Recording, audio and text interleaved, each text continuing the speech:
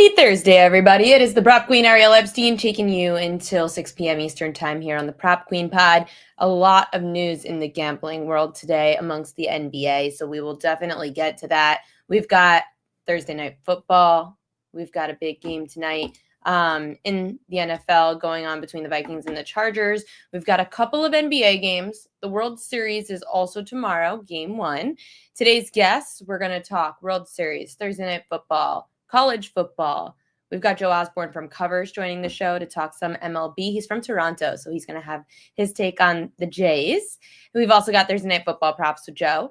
And at 5:30 p.m. Eastern time, Big Ten Ben is going to join us, and he's going to talk all college football insights heading into the weekend. Tomorrow will be very World Series and NFL heavy. We're going to be joined by mid-major Matt tomorrow to talk baseball and football.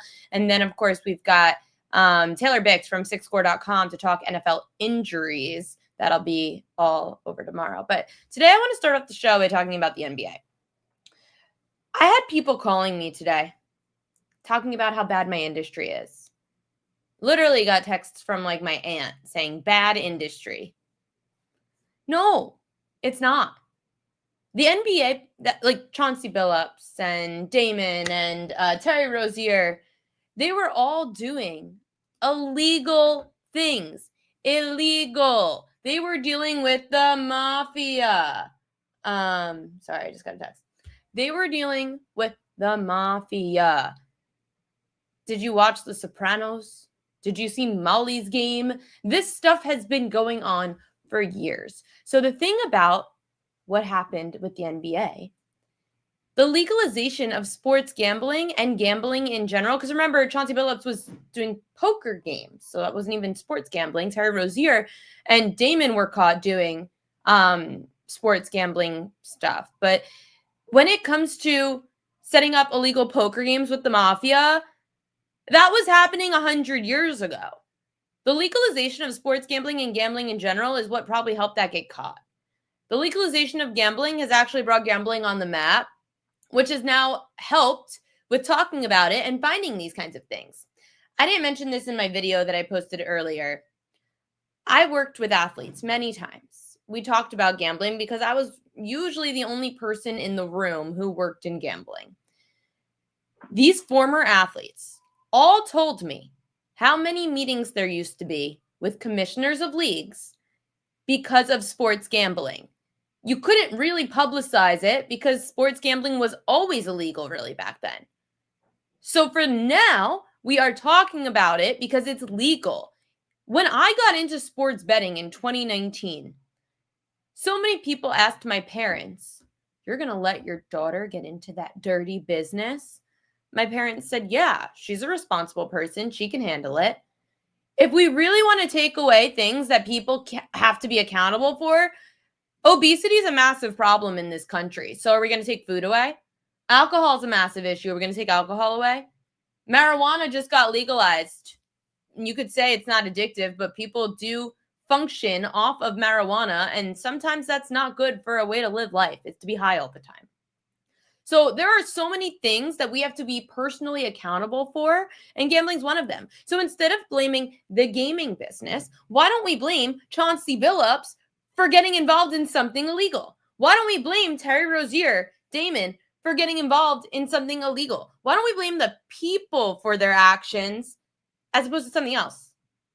There are so many times in any industry that we could do something like leak info. The fact that we were leaking LeBron injuries or Terry Rozier was personally sitting himself out, these are stupid decisions. Stupid. We shouldn't be blaming gaming because of it. Gaming and the legalization of it is going to help these situations. Now, if you legally gamble, of course, these athletes can't legally gamble on their own sport, and we just found out that college athletes are going to be allowed to gamble on professional sports. If you gamble on your own sport, we know that you can't do that.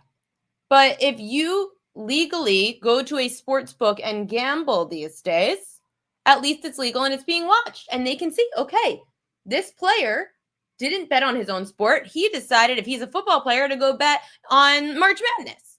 Cool, great. They saw that. What happened before the legalization of gambling was everyone doing it was illegal. So the legalization of gambling is helping. We're talking about it. We're watching. For people to blame the gambling industry, for people to text me and say how bad my industry is, everything I'm doing is legal. What they did was illegal. And if you think that this just started because gambling got legalized, you live under a freaking rock and you need to go watch The Sopranos. This has been going on for years. So enough with the blaming of the industry. Blame the people. Blame the people. It's not food's fault that people eat it all the time. It's not alcohol's fault that people drink it all the time. It's your fault. It's also your fault when you win and lose. So we're going to now get off of this because everyone has to be personally responsible for their own stuff. I'm not worried about gambling. You shouldn't be worried. It makes a ton of money. The industry, the networks, the leagues, they make a lot of money off of it. Just do it responsibly. Our next guest, he's coming over from Covers. He's also coming over from Canada. We've had a lot of Canadians on the show recently.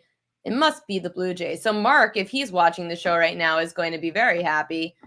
It's Joe Osborne who's going to join the show with us now. We're going to talk some NFL. We'll talk Major League Baseball. How are the vibes in Toronto area? Ariel, fired up. I caught your rant. I like a lot of what you had to say. Shout out Sopranos. I like the good Sopranos reference there. Vibes are good up here in Canada, so it's really cool when something – this will happen every 5 years or so. It happened with the Raptors in 2019. It will happen like in the Olympics and stuff like that. But the entire country gets behind a team, and it really does take over the entire country. I'm walking down the street in a Blue Jays hoodie, and complete strangers. Let's go Jays. It's a really cool thing to see. Kids are getting into it and stuff like that. So this team has really overachieved. There's no doubt about that. I've counted them out multiple times, but here we are. Me too. This is the team of my youth. This is like my first sports memories are the Blue Jays going back to back in 92 and 93. Joe Carter hitting the walk-off home run. That's still my favorite sports memory of all time. I have a son who's 8 years old, I was around that age when the Jays went back to back. So that's like a really cool thing, like a real cool, like sports bring people together, like a full circle type of situation. So yeah, it's really cool. Tough task ahead of them though. I mean, I'm excited for you guys. And I know it's crazy that since the late 90s, we haven't had a back-to-back winner. The Dodgers could do it. How confident are you in those Blue Jays? I'm not, but here's the thing. Coming into the season, I didn't think they were a playoff team. I didn't think they were going to beat the Yankees. I counted them out when they were down 0-2 against the Mariners. I counted them out again when they choked away Game 5. But here we are. So the Dodgers are a team. This is a true professional baseball team. They do not play with their food either. There was previous versions of this team. I know they won the 2020 COVID World Series, but they get their 100 wins in the regular season, then completely flop and get tight in the playoffs. I think they turned a bit of a corner last season. You know that as a Yankees fan. I don't need to tell you that. And I like the way the Dodgers play the game. I know they're very easy to hate because of all the money and the payroll and stuff like that. I like that they're sending their starters out to pitch 6, 7, 8 innings. You know what I mean? Instead of these other teams, they might have 1 or 2 guys that they can get 5 innings out of. Then they can't wait to get to the bullpen. That's the way baseball is meant to be played, in my opinion. It's more exciting. So, yeah, Dodgers are a really good team. I think they're probably going to win in 6, but I won't be surprised. I want the Blue Jays to win. It's difficult when your heart's in it, though, from like a betting perspective. You could hey, listen, I was in this position last year. Last season, when the Yankees played the Dodgers in the World Series, I said there was no way the Yankees beat the Dodgers. I was shocked the Yankees made it that far. They got lucky. It was a down year in the American League. I had to go against my heart. See, the best part about your situation is you either fill your pocket or you fill your heart. Yeah, the way I sum it up is we're playing with house money.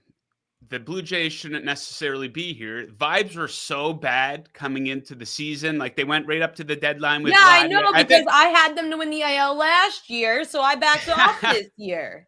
I know, like the Vladdy thing, everyone kind of made fun of them. Like you overpaid the guy. What do you care? It's not your money, right? And there's no salary cap in baseball, but you know, he's really earning his money now. And by the way, I wanted to answer in the chat. Joseph Rodriguez asked who's pitching. It's going to be Trey Savage, the rookie, pitching for the Blue Jays in Game 1, which I'm assuming then would mean Gossman's going to go in Game 2. Yeah, that would make sense. I know he threw the 1 inning there in Game 7 against the Mariners, so I think that would make all the sense in the world. And then you're probably going to get Scherzer in there for a start, and then Beaver. It's the Prop Queen Pod. We love props. What props would you be betting for World Series Game 1? Indeed. I usually, during the regular season, I'm probably like 75% pitcher props. Me too. But it's tricky during the playoffs, right? Because you don't know what they're planning and they can't wait to get some of these guys out of there. So not necessarily a super sharp play here, but I'm going to take Vladdy 2+ hits, runs, RBIs. He's facing lefty Blake Snell, gets a start for the Dodgers. OPS at 946 versus lefties during the regular season. He's only had 3 at-bats versus left-handed pitching in the playoffs, so super small sample size. But sample sizes need to start somewhere. 3 for 3 with a home run. And the body of work in the playoffs is insane. A 442 batting average, 1440 OPS. He's gone over this in 7 of 11 playoff games, 6 multi-hit games, so super safe play, -11 odds on that. So let's go. I thought it was crazy, actually. I saw it at around -115 earlier today for the Vladdy hits, runs, and RBI. It doesn't mean it's wrong. I'm saying you could get a good number in the early games of series. For example, this group chat knows the George Springer over half a run scored was +122 to start the ILCS. Okay. And it ended at, now going into the World Series, it's -160. So you could get good numbers. Yeah, this bet type, like I love this market. Me hits, too. runs, and RBIs. I like it a lot better than total bases because total bases, if your guy gets walked, you're kind of screwed, right? But this is one I kept going back to Juan Soto in last year's playoffs, and then it ended up at like -160 or something by the time you got to the World Series. But yeah, it's a good spot for Vladdy hitting at home. He's proven to be a big game guy. So yeah, let's go Vladdy. Jays fans were kind of concerned. Bo Bichette coming back, despite the Jays hitting .296 this postseason. You get Bichette back, who hit above 300 this year, had almost 20 homers. He was a huge spark plug for this lineup. Yet some Jays fans said that they didn't want to disrupt the flow. How much do you believe that Bichette shouldn't be inserted in the lineup? I don't think it disrupts the flow. It's not basketball. It's not hockey. It's not, it's a sport that's based on individual matchups for the most part, right? Pitcher versus hitter. So yeah, I think that's overthinking it really. You have to bring him in. He's the second best hitter on the team during the regular season. Some might argue the best. So yeah, I think that's overthinking it. You got to get him in there and you got to give him a shot. You've got some NFL props. We do have one game tonight. Yes. It was a tough one to get a grasp on. Hold on, why is this being weird? There we go. It was a tough game to get a grasp on. I really couldn't find that many props for it. Vikings are going to also have their running back, Aaron Jones. They just tweeted this out that he's officially activated off the injured reserve, expected to play tonight against the Chargers. That does help this Vikings team total over 20.5. Yeah, I like this quite a bit. I think there's a couple different ways that you can back the Vikings tonight. If you want to take them outright on the money line, if you want to play it a little bit safer, you can take them to cover the spread. I think the safest way is take them to go over their team total. The Chargers have not been good, especially on the defensive side of the football. Last 3 games, they are dead last in the NFL in yards per play allowed. They've allowed at least 27 points to both the Dolphins, Commanders, and the Colts, who scored 38 points against them in just 3 quarters of football there last week. They've been especially bad against the pass. I think that's something the Vikings can exploit. I know everyone makes fun of Carson Wentz. He's had 2 300+ yard games in his last 3. Good chemistry with Justin Jefferson. Specific to Wentz, he's made 4 starts. They've gone over this number 20.5 in all 4 of those starts. So yeah, I like the Vikings to go over that number. It's been hard for me because I've been kind of high on the Chargers all season. I had them last week. It's tough to go back to the well when you lose the week before. And I lost last week on LA. They might not be very good. People don't like, I don't know if they get a pass, but people really like Harbaugh. People really like Herbert. People make a lot of excuses for him. I know the offensive line, but that's part of football, right? And their offensive line's been decimated by injuries. Now the defense isn't playing very good. The Vikings, it's kind of a really weird start to their season because you have J.J. McCarthy in. He's supposed to be the guy all season. He gets taken out. Then they go to Europe for 2 straight weeks, and then they're on their bye. So maybe a good spot to find some stability here too. Going into this weekend, Jets-Bengals. This game is absolutely messy. I can't believe the Bengals are laying 6.5. I know the Jets stink. I know, right? I know they're winless.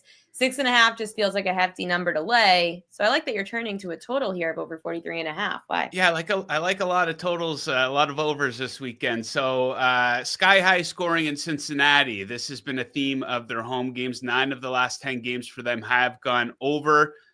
And they're not just kind of going over, they're flying over. Those 10 games have had an average combined score of 61.8 points. This season, all 3 of their home games have seen at least 58 combined points. Now, I'll know we like what we saw from Flacco and the Bengals last week on Thursday Night Football. Some of these offensive coordinators overthink it. They came out with a game plan, throw it to Jamar Chase 15 times. It worked pretty good, right? And I think they're going to be able to find success against the Jets. They have a lot of trouble pressuring the quarterback. Now, the big problem with this bet is, can the Jets hold up their end of the bargain and do a little bit of scoring, right? Because they've been very flat the past couple games, but the 3 previous games to those ones, they've averaged 23.3 points. They had a 32-point game earlier in the season. And this is the worst defense that they're going to face right up until this point of the season. Cincinnati bottom 2 in the NFL and yards per play allowed, third down defense, red zone defense. They cannot pressure the quarterback. So, yeah, I like the over 43.5 for that one. And you don't care which quarterback it is? The Jets. I don't think it really matters very much. I mean, they're a disaster. I'm a Dolphins fan. Oh, and what I think, Ariel, is at least I'm not a Jets fan. That's what I think. That's what kind of makes me feel a little bit better about being a Dolphins fan, which sucks. I don't know why I picked them, a guy up here in Canada, right? But at least I'm not a Jets fan. Well, you picked and I like that. Enticing. I like that the Dolphins are losing, though, because the Dolphins are always a team that's stuck in the middle. And when you're stuck in the middle, you're either. But guess what? You guys are good enough to edge out the Jets for the first pick in the draft, because you know the Jets are going to be so bad that they find a way to ruin getting the first pick in the draft. Yeah, and if you're going to be bad, you might as well be really bad, because the Dolphins are always stuck in the middle, and they're either, right outside the playoffs. And when you're right outside the playoffs, you're usually also outside the top 10 in the NFL draft. So things need to get bad for things to get better in Miami. And if they're really bad, they're going to pull the plug on everything, which is desperately needed. So I know I was kind of shocked that the rumors came out last week that McDaniel wasn't going to get fired. At least last week.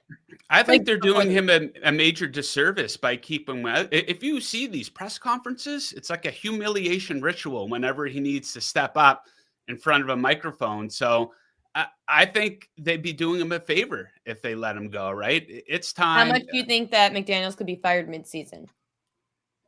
Oh, it's got to happen. They should have done it after the Browns game, because after this game, they have Thursday Night Football in Baltimore.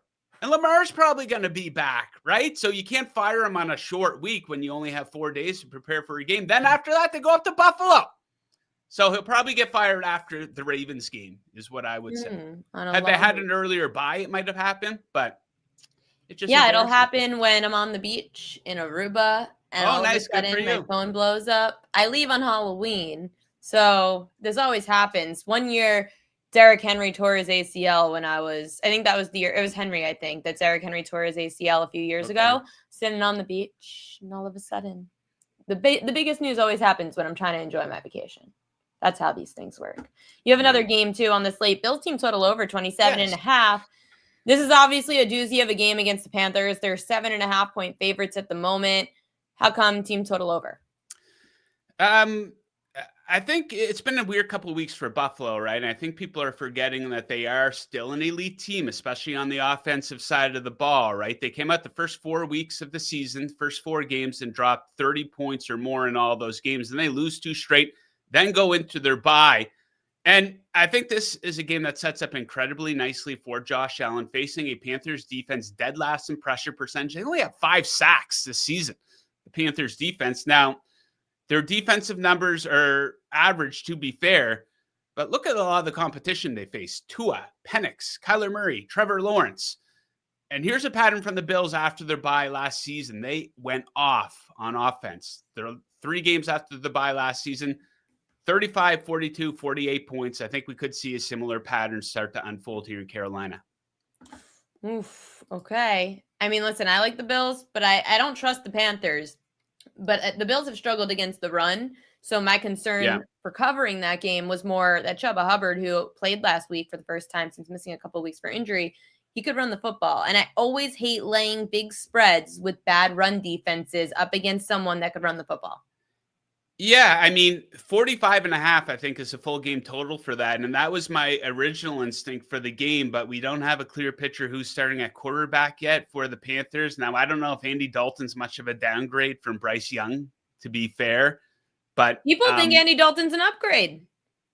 He could be. I mean, if he goes out there and plays smart, I think they have a pretty good head coach when it comes to offensive game planning. So, yeah, I think, Carolina's going to find their points at home, too. So I don't mind that bet at all.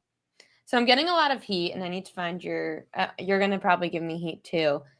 What do you got? I have this Instagram reel on Ari Epst, my Instagram, where I posted this 2 weeks ago when the Blue Jays, I think it was the playoffs, and the Bills tweeted out, "Good luck to the Blue Jays." I understand that there's the AAA team for Toronto is in Buffalo, I understand the connections. But when you're a Bills person, and I know you're a Dolphins fan, but when you're like, oh, but the Bills are never considered a New York team, I felt like the Bills were doing themselves a disservice by aligning themselves with Canada. I think they were doing that intentionally. Now, they do have a lot of fans. Niagara Falls is about like an hour away, so a lot of people do drive over the border to go to Bills games. But I think they did that intentionally. I think there was a little bit of shade being thrown. So, yeah, I have no issue with Yankees fans or even Mets fans taking exception with that. But especially with, they're going up against the Yankees. Well, choose. Do you want to be considered New York or not? Yeah, so I think they knew exactly what they were doing there, and it got a lot of engagement. So how come you're not a Bills fan, but I know you said you don't really know why you decided to be miserable with the Dolphins, but why aren't you a Bills fan if you're a Canada guy?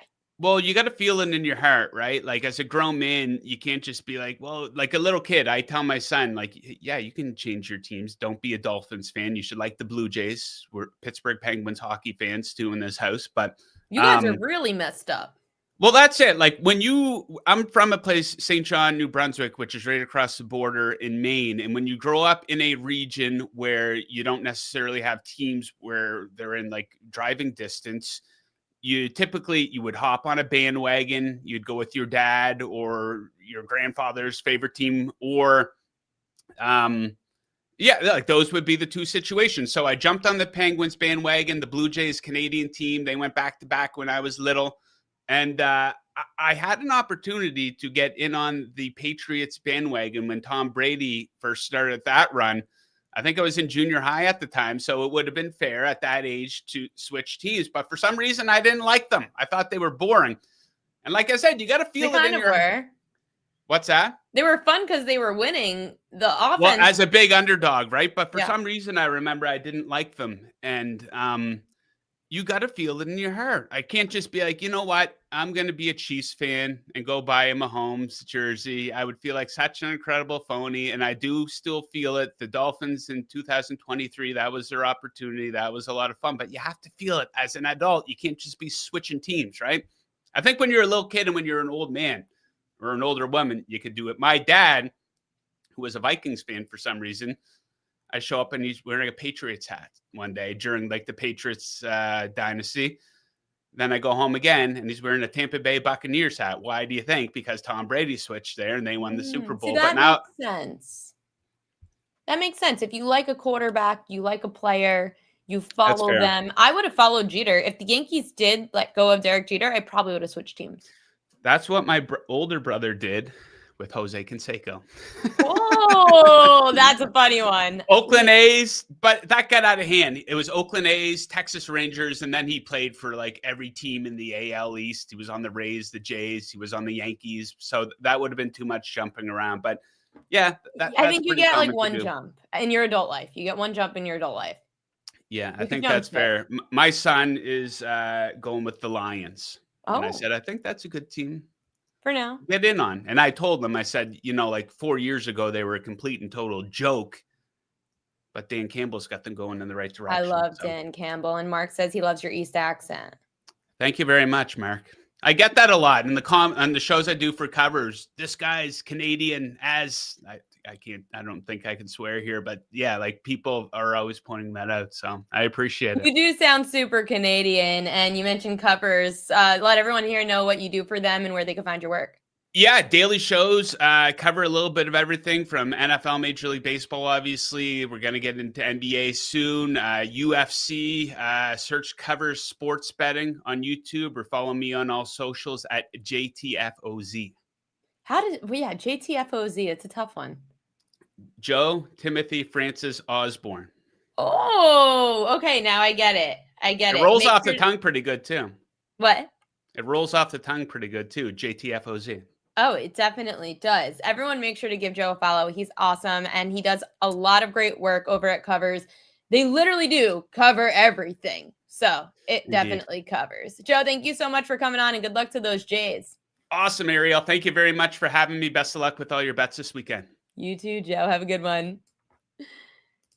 We're waiting on Big Ten Ben. He's going to join the show in just a little bit. Oh, I didn't ask him if he's joining a game or going to a game, but he's gone now. But I guess you could check him out on social media, and you could DM him and see if he's going to any kind of games for the World Series. Are you going to any games, Mark?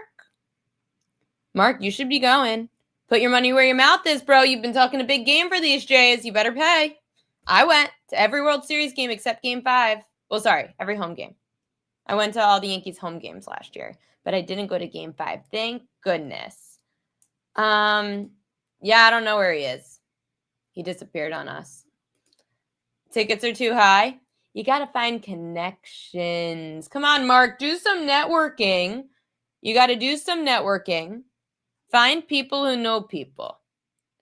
Can you please tell us your Aruba highlights? I could tell you my highlights right now for Aruba, but I feel like people are going to get annoyed. I'm going to do the show from Aruba because I'm going for 2 weeks. I'm going the first week with my family. So we're going to have Mid-Major Matt and Tom Vecchio take over the show for that week. And then the second week, I'm going to do my show from Aruba, where Kelly in Vegas is going to meet me. I've been going to Aruba since 1999. So my trips don't change. It's the same. And I go to the same restaurants. I do the same thing because it's my time of year. And I try to shut my phone off. But you guys keep me on my phone. You haven't paid. See, Earl says he hasn't paid to go to a concert in years because you got to know the right people, Mark. Come on, Mark. Get in there. Put your life savings on it. You never know when the Blue Jays are going to be back. I said I was willing to spend like $2,000 on a Yankees ticket last year. You got to be able to spend the money. At least it's not the Super Bowl. Coming up now. My good friend joining the show. We're going to talk some college football because you guys know that I know nothing about college football outside of the big storylines. So we got to bring on a guy who knows it all. It's my good friend, former co-host from over at Sports Grid. Now he's on VSiN. Check him out. It's Big Ten Ben. How are you, Ben? Ariel, I'm doing very well. Great to be with you as always. No longer do either of us work at Sports Grid, but here we are, still chopping it up about college football. Hey, people always find their way back to each other. Amen. How much money, by the way, would you spend on a ticket if your team, I don't know what your favorite team in the world is. If your favorite team was in a championship, how much money would you spend on a ticket? A lot of money. I think that would be the ticket that I would spend a lot of money on. And I'm not a person that spends a lot of money on concerts or games or anything of the sort. But I think that you have things in life that are one-time type of experiences that could be a memory that is well worth more than anything money can buy, that will stay with you, your family, your friends forever. So if my team was in a championship game, and especially if I had not seen them in a long time, like I heard you just mention the Toronto Blue Jays, I would be spending a lot of money on it. Like if Syracuse ever gets to the Final Four again in men's basketball, I will certainly buy a ticket to hopefully be in the Final Four. Did you go when we were in college? No, we were on campus, which was awesome. And I would do that a million times over. The Elite Eight comeback against Virginia was one of the greatest days of my life, and I still stand by that to this day. That night, when we beat Virginia in the Elite Eight, and we were at Chuck's. Were you at Chuck's with me? I was not at Chuck's. I was at Chuck's for the Sweet 16, the win over Gonzaga. Got there super early before it got crowded, and then I heard the Chuck's cover got very expensive on Sunday. $20. We stayed away, yeah. $20 to Yeah. get into our senior bar, and you had to show up at noon to get stamped so you didn't have to wait in line. Yeah. That was insanity. Yes. And I wiggled my way into getting a credential for the Final Four from Z89. Nice. That's Very how I nice. ended up going. Well and the done. best part was I called my parents and told them that I got a credential to go. And my dad was like, all you have to do is pay for my flight. And he said, okay, because I shared a La Quinta hotel room with 4 of the WAR guys. Yeah. So that was hilarious. But I said, all I have to do is you have to pay for a flight. My dad goes, absolutely. My mom goes, what is this that we're paying for? You're not going in this basketball game. I said, Ma, it's like the Super Bowl for college basketball. She goes, oh, that's what that is? Yeah. Big stuff, Mrs. Epstein. Big stuff. Some people don't know, but Yeah. now we know. Okay, we've got college football coming up this weekend. We've got a lot of big games, and you've got some action on some big games. Starting with this Ole Miss Oklahoma game, you're going with the under. It's one of the biggest games of the week, no? By far, a huge game for both of these teams. A second loss for both could be a nail in the coffin type of loss in terms of a college football playoff or SEC championship bid. Now, a 10-2 team could still get to the SEC title and certainly a college football playoff berth, but puts themselves behind the sticks here, so to say, with some unbeaten teams in SEC play like Texas A&M and Alabama. So it is a monumental game. And we're in a time in college football area where I think we need to readjust what we expect out of teams or readjust how we view teams in terms of being good at football or not. We are playing in the era of mega conferences. We are playing in the era of incredible schedule imbalance. The days of going 11-1 or cakewalking to 12-0 being the only recipe that you could have of reaching the 4-team college football playoff or being in the BCS national championship game, or well before that, having magazine writers deem you the national champion around the country in college football. All of that needs to be readjusted and changed, which leads us to this game for 2 teams that have taken only 1 loss. Ole Miss last week, their first loss of the year in Athens in a highly competitive game between the Hedges against Georgia, and Oklahoma in the rivalry game at the Cotton Bowl against Texas. Both of these teams are really good. But the reason I am betting on the under of 53.5 is, one, the public loves the over. And when you think about the Rebs, how could you not? But one thing I am in love with for this OU team is its defense and its physicality up front. They are the best team at getting after the quarterback in the country this year in college football. The dog pound is what they call themselves on the D-line in Norman. They have lived up to that billing. They stifled the rushing attack of South Carolina, and even in the loss to Texas, held the Longhorns to only 302 total yards, despite the offense, with John Mateer probably playing with a half-manageable thumb, being a little bit behind the 8 ball in that game in the Cotton Bowl. I still think Oklahoma is a really good team, and the reason I have had confidence in the Sooners being a CFP team, despite its grueling schedule, was more on the defense than it was the marriage of John Mateer and his offensive coordinator in Ben Arbuckle when they arrived in Norman together. So I think some of the areas where Ole Miss has been explosive, Oklahoma can contain. The Rebs not great in terms of stopping the run.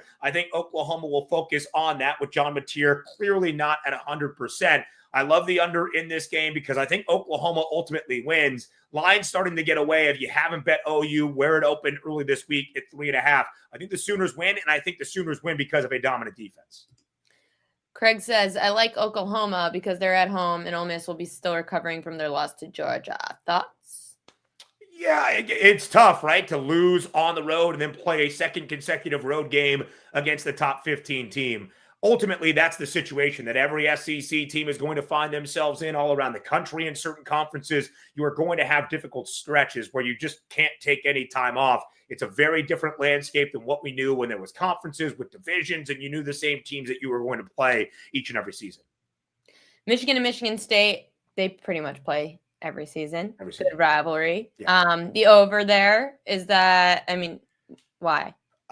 It is the over because when you look at these 2 teams, you are probably not thinking of betting the over. Michigan State, the worst scoring defense in the Big Ten, and they have been absolutely thrashed in their 4 Big Ten games, allowing about 416 yards of total offense to the opposition. And one of the areas the Spartans really struggle with defensively is defending the run and stopping all of that. That is what Michigan is at their best. Justice Haynes missed last week. Jordan Marshall filled in brilliantly to the tune of 133 yards and a touchdown against Washington, and Haynes is back at practice, expected or at least hopeful that he will play in the rivalry game in East Lansing on Saturday night. But this is it for Michigan State. If it is a poor result out there on the field in East Lansing, inside Spartan Stadium against their bitter rival, in this game with a 14.5-point spread in favor of the Maize and Blue is not competitive, I think that will do it for Jonathan Smith. I think even in his second year with a large buyout, we could see him fired on Sunday afternoon, unless Michigan State at least gives you something to buy stock into here in this second year. So I think Michigan State, whose offense looked a lot better last week early against Indiana, who's the second best scoring defense in the Big Ten, if MSU can start to replicate that, especially through the air with Aiden Childs, they're going to put up points. I think Michigan will have no issue moving the football and scoring as well. I'm expecting this game to be more high scoring than the 47.5 for the over-under would indicate. Speaking of being fired, there's obviously all those rumors swirling around Coach Belichick, and if he's going to make it another season at North Carolina, they're hosting Virginia, a ranked opponent. Yeah. How do you see this one panning out? I thought North Carolina looked really good last Friday night in Berkeley. It was the first time as an underdog that they had covered so far this year. It was the first time against any power conference competition, their fourth game of it. They didn't lose by 25 points or allow at least 34 points to the opposition. So there are some building blocks, I guess you could say, for UNC. That is one of the rarities in college football. North Carolina, a team that had 2 byes early by the time we've already reached week number 8, now into week number 9. The key for me for UNC against Virginia, who's been a team that has been rather lucky, per se, in terms of having some good bounces go their way and finding some late-game theatrics to win. I think UNC can stay within the number in Chapel Hill. Anything beyond that, like an outright victory for Bill Belichick's first against a Power 4 foe or in the ACC, I'm not entirely sure. I don't know what the experiment is going to be in Chapel Hill when the year comes to a close for Belichick and company. I don't necessarily know what UNC is willing to fork up to kind of find his way out. But it seems like for both parties, things are not working unless we take Bill Belichick at his word, who following the bye week and ahead of the game against Cal last week said that everybody was confident the process is working in the same way. I am not, but they did cover and look very competitive against the Golden Bears. If they can stack that up a few times here down the stretch in ACC play, maybe Belichick sees year 2 in Chapel Hill. You know what's funny about the Belichick scenario? I feel like I haven't heard many people talk about this angle. It's all about money in college football, especially right now with bringing donors in, bringing in money, NIL. Do you know how many old men and old money is out there in the North Carolina state that wants nothing more than to just shake Bill Belichick's hand and might give you a pretty penny for it? That's why he's there. Yeah. He's a great coach, don't get me wrong, but he's still there because I'm sure they brought in so much money for Bill Belichick. It's going to be hard to let that go. Yeah, I would assume so, but I also know that very rich people want to see a return on their investment and not be made fun of and be the mockery story of college football during the 2025 season. So with all of the investment, and let's be honest, to your point, Ariel, it has not been financial resources that the reason North Carolina is being held back this year. They forked up the big cash to bring in Belichick to pay him $10 million per year. We just saw it today that the GM's salary report, the highest paid general manager in college football, is Michael Lombardi at $1.5 million per season for UNC. And it has not worked, right? We have not seen that return in anything slightly competitively successful. Could that be all the resources and funding they had? They invested in the wrong sorts of players in the transfer portal. And because there was that learning curve there behind the 8 ball, I am sure. But for whatever reason, at a certain point, the money up front is great, but they're going to want to make sure they see some sort of return. Uncle Ted said SMU is going to smoke Wake Forest. Okay. Yeah, Uncle Ted, if you want to focus on that one, that's a good spot. SMU's look really good since not looking very good early in the year. The loss to Baylor in double overtime. They were losing to Missouri State by double digits, I think, in week 3 or week 4. Wake Forest is a work in progress. They had a great game with Robbie Ashford in what should have probably been the upset of the Yellow Jackets of Georgia Tech in Winston-Salem. I still think Jake Dickert, the head coach for Wake, is going to need to put some things in place to kind of find a stable foundation for what this Wake Forest football team can be. But I like where SMU is trending, and they are certainly in play for an ACC championship, one of the few undefeated teams in the conference, alongside Georgia Tech now and Virginia. So both teams, all three of those teams, SMU's got a great shot of being back in the ACC title game for a second straight year. And I would just say this, SMU undefeated in regular season play as an ACC member. They were also unbeaten in their final season in 2023 in the American. Under Rhett Lashley in the last 2.5 years, the Stangs have not lost a regular season conference game. It's pretty incredible seeing the leap they have made in the investment in that program in Dallas. One place that I need to go in my life, and everyone's telling me I need to do this, I need to experience this, it's Baton Rouge under the lights. LSU under the lights this weekend. 20th ranked Tigers going up against the 3rd ranked Texas A&M Aggies. And A&M's laying 2.5 on the road under the lights at LSU. Where do you lean there?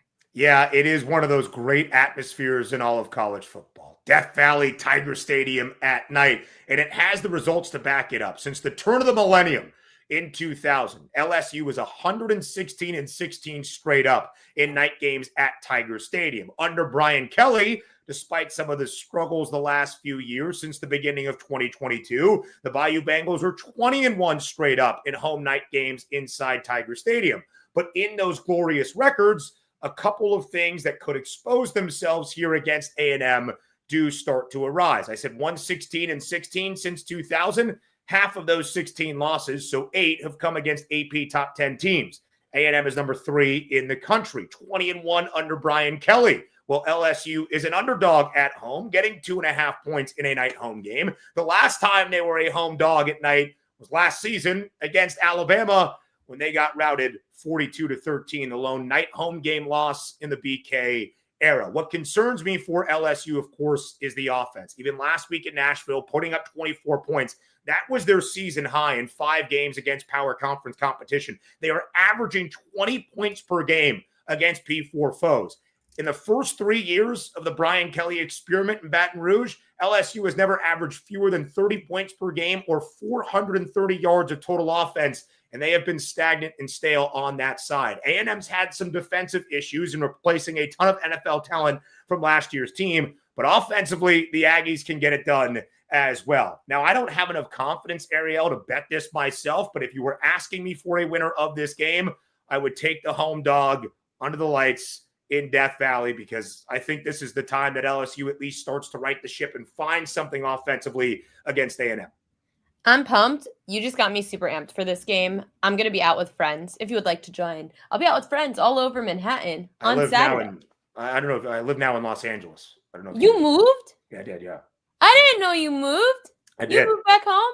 I think the last time that I was on the show, right before week 0, we were like in the process of packing up my apartment and moving back out to Southern California. So yes, I live out in Southern California now because the work that I'm doing for VSiN and all over is remote. So why pay New York City prices in terms of rent when we can move in with my fiance's sister and brother-in-law, who have been so gracious and welcoming and let me turn in their guest room into some sort of a jerry-rigged home studio with Big Ten flags behind me and not pay a single cent of rent. So they've been great. Your in-laws.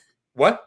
I mean, not your in-laws. I guess your sister and brother-in-law. You're getting so close. Yeah, we are. We really are. We eat dinner together every night. It's a very nice thing. They're wonderful people. We went to the USC Michigan game a couple of weeks ago because my soon-to-be brother-in-law is from outside Detroit. Both of his parents went to Michigan. He had to sit there and watch the Wolverines absolutely take it.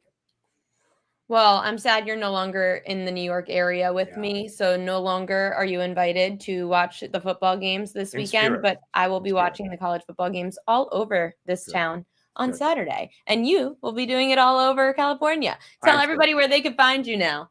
On VSiN, live bet Saturday. I host alongside Dustin Sweetelson, 12 to 3 p.m. Eastern. We are live for the entirety of the early slate. It is a ton of fun. We react. We give you those live betting opportunities. And it's just the best way ever to start off a college football Saturday. My own show with all of these teams, Big Ten breakdown on the I-80 Club. That's I-80 Club YouTube page. That's one of the few places they can find me now. Check him out. It's Big Ten Ben, and he is giving you all the college football insights that you need to get you through the college football season. Ben, thank you so much. And his name's really Ben Stevens, by the way. Ben Stevens. Ben Scott Stevens on X. So official. Thanks again for joining us. Good luck this weekend. Thanks, Ariel. Same to you. Time for the Prop Queen Edges of the Day. And by the way, that was Ben Stevens, guys. That wasn't Tom Vecchio. Come on, pay attention. Pay attention. Tom Vecchio is not on the show today. Get him on next week. And he's going to be hosting the show here on the Prop Queen Pod when I'm in Aruba. Him and Mid-Major Matt going to be switching off. Yes. Keep up with my friends. We got so many friends. We've got Prop Queen Edges of the Day. Let's start it with propaganda.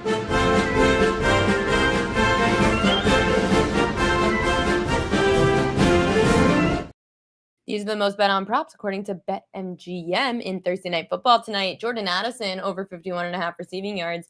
TJ Hawkinson over 31.5 receiving yards. Carson Wentz over 11.5 rushing yards. Oronde Gadsden II from Syracuse over 41.5 receiving yards. Everyone's asking me about him. I say no. The Vikings have been top 10 against tight ends this year.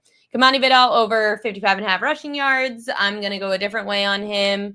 We're going to go rush attempts there, and I'll show that on the card.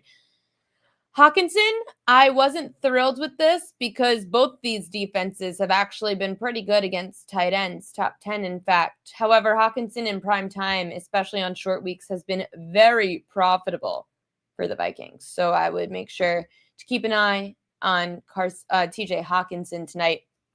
The Carson Wentz side, that doesn't surprise me either. I was looking into that, but I feel like Wentz doesn't run that much. But the Chargers, second most rush attempts allowed to quarterbacks, third most rushing yards per game allowed to quarterbacks. And this number went up from 10.5 to 11.5. So keep a close eye on that. Again, Gadsden, I'm not betting that because everyone and their mother is on it because he has become one of the most favorite targets for Justin Herbert. But everybody's on it. And the Vikings are good against tight ends. So we're going to stay away from there. Craig likes Addison over 51.5. The primetime numbers. We could look at Props.Cash. Let's see how he does in. I'm going to look at the primetime numbers on a short week on Props.Cash for Jordan Addison. And remember, you guys can subscribe to Props.Cash using promo code PropQueen, and you get 50% off the first month, which makes it about $9. Use promo code PropQueen, and you can be eligible for some free merch.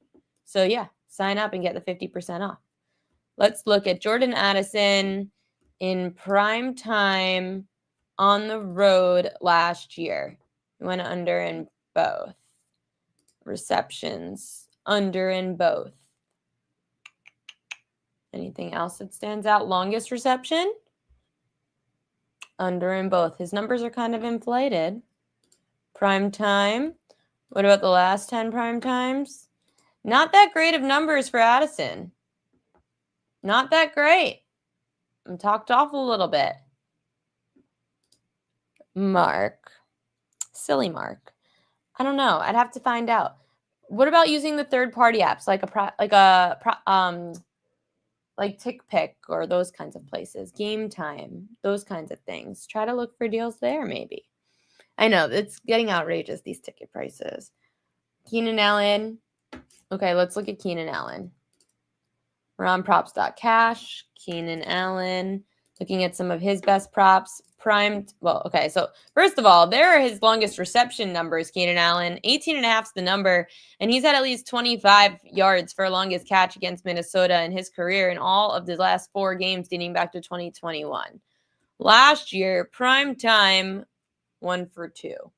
Receiving yards in prime time last year, 1 for 2.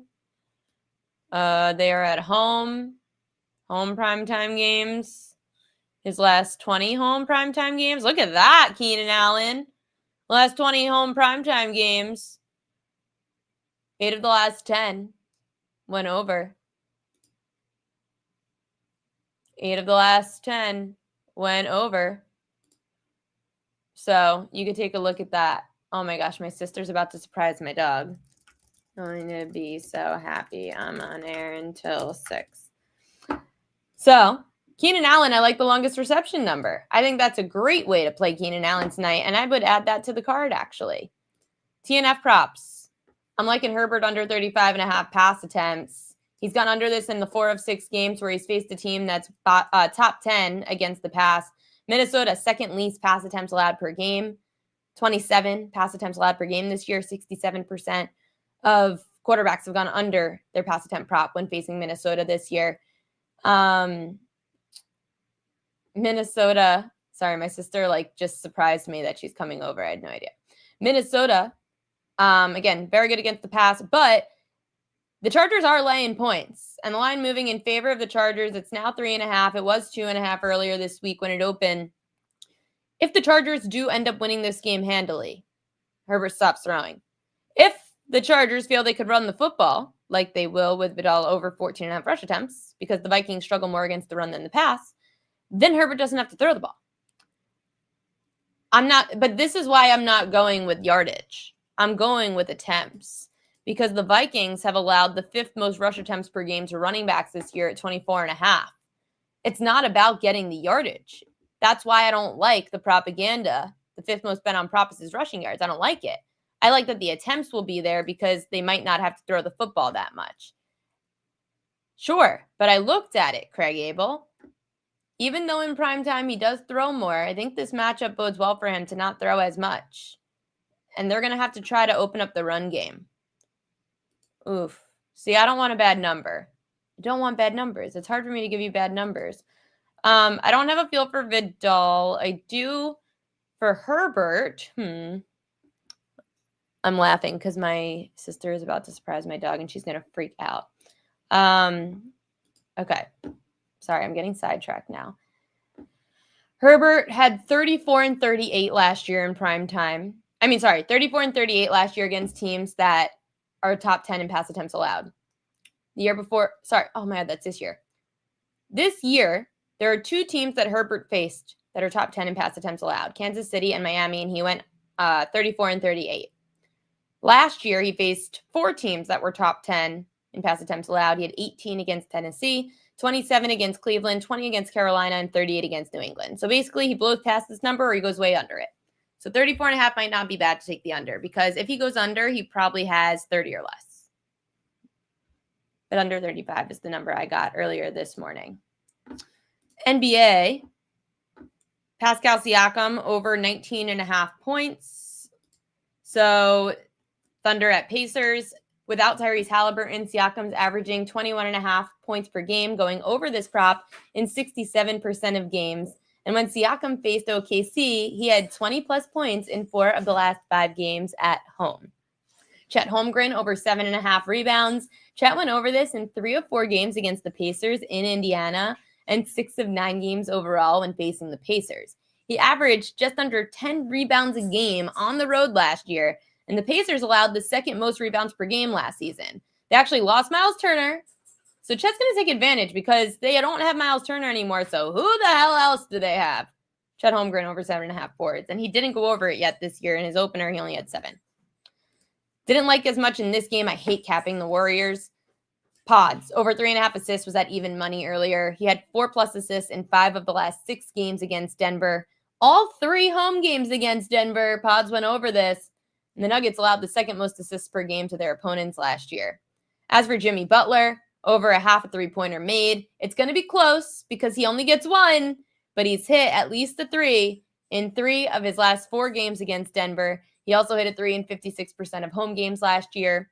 The Nuggets' perimeter defense struggled last year, allowing the 11th most threes per game to their opponents. So those would be the 2 props I would look at in the late game tonight in the NBA. Pacers have a deep bench, sure, but they have nobody who's going to be good enough to guard against Chet Holmgren. He was a little disappointing last year. He was fine. He was good, but I feel like we could have had more consistency out of Chet, so I'm hoping this year we will get more consistency, especially on the boards from Chet. But I do like him over 7.5 rebounds, and there is obviously a reason why it's minus 145. Best bets of the day. It's time for Royal Locks. Best bet of the day would have to be Justin Herbert under 35.5 pass attempts for the reasons I just gave out before. He's gone under it in 4 of 6 against teams top 10 against the pass and in pass attempts allowed. And then if you want a look-ahead number to get on, because I bet it today, so my Royal Lock and my best bet on the Ringer podcast today when I did the sports gambling pod was over 29.5 rushing yards for Jalen Hurts. Eagles facing the Giants. Jalen Hurts has gone over 29.5 rushing yards in 10 of 11 games at home last year. He only had 13 against the Giants 2 weeks ago. You guys know I love saying what happened in game 1 is not happening again in game 2 and vice versa. He ran, but he didn't get yardage. Jalen Hurts is going to this time around at home. He always runs more at home. And the Giants have actually been bottom 5 in rushing yards allowed to quarterbacks this year. So it's amazing that Hurts didn't go over this the first time. The Eagles are still 7.5-point favorites. Second time around, it was the same spread 2 weeks ago. It's the same spread this time, despite losing to the Giants 2 weeks ago. Saquon doesn't look like himself. Looks a little banged up. Jalen Hurts is going to help open up the offense by running the football. So we're going to take Jalen Hurts over 29.5 rushing yards. Don't be surprised if that number goes up into the 30s by the time that we hit Sunday. So that's a royal lock of the day.